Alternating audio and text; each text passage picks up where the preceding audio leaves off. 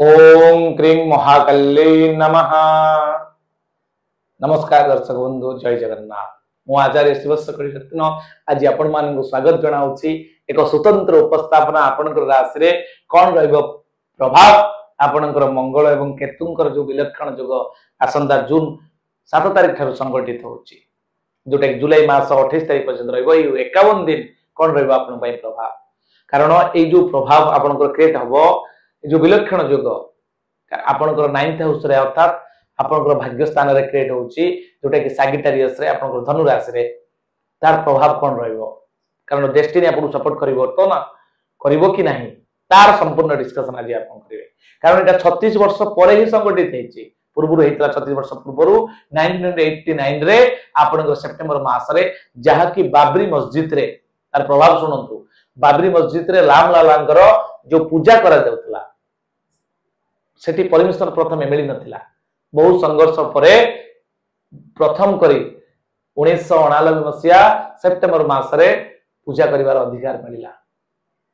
केवल एतिक नुहे, बहुत बड़ रिवोल्यूशन हेतला। आपण जानिथिबे मंडल कमिशन जो सुपारिश करा जायतला, तो मंडल कमिशन को जो सुपारिश ताकु मध्य त्वरान्वित करा जायतला। ई समय रे केवल एतिक नुहे, देश आ विदेश रे मध्य मंगल केतुंकर प्रभाव पड़ितला, जोटा कि विलक्षण जोग।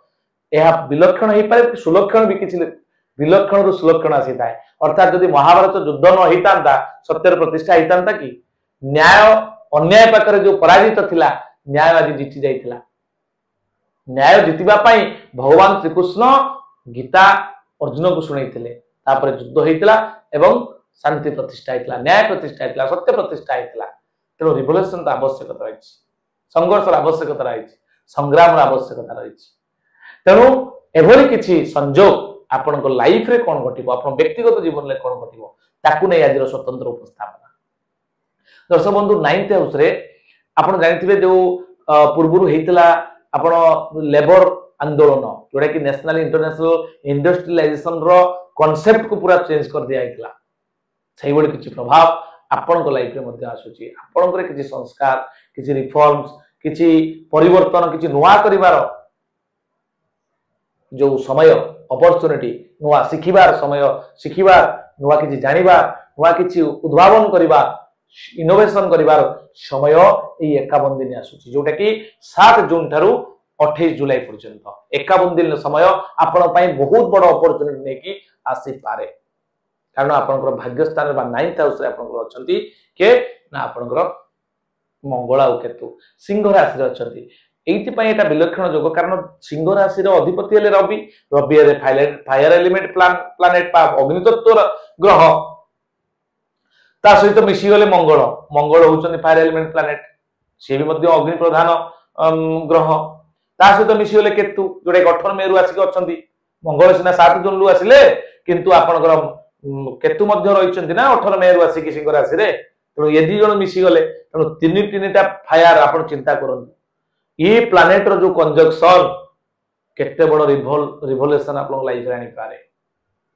आपन ताको देखंतु, आपन जदि रॉकेट को ठीक भाव में चलेबे, एरोप्लेन को ठीक भाव में चलेबे, बहुत ऊपर बहुत बाट को नहीं पारिबो। जदि ताको भूल बाट लगबे, किछि बाट जाइतिबे, धक्का हबो, तळକୁ गडिबे। तेनु तार प्रॉपर यूटिलाइजेशन करिबे दरकार, कारण क्षिप्र गति रे आपनकर फायर एलिमेंट आपन को प्रभावित करि पारे। सतर्कता अवलंबन करिवे। आप नुआ शिखिबार सुযোগ सृष्टि करिवो, किछि ऑकल्ट साइंस, नुआ किछि एस्ट्रोलॉजी बा वास्तु ओ एभली किछि साइंस पाठ, किछि रिसर्च आपन करि पारंती। अलगा अलगा नुआ नुआ पाठ पढिया पई आपनकर रिसर्चिंग माइंड आसे। आपन पाठ पढि सारंतु, कर्म करि जाई पारंती, कर्म क्षेत्र रे नियुक्ति हेई जाई पारंती, किंतु किछि नुआ किछि पढिबार सुযোগ सृष्टि होय 51 दिन भितरे। दर्शक बंधु, पूर्व फॉर्म जो आपनकर थिला, आपन देखुथिबे, मने पकोथिबे, बेले बेले मु एभला करूथली, एते पाठ पढिथिली,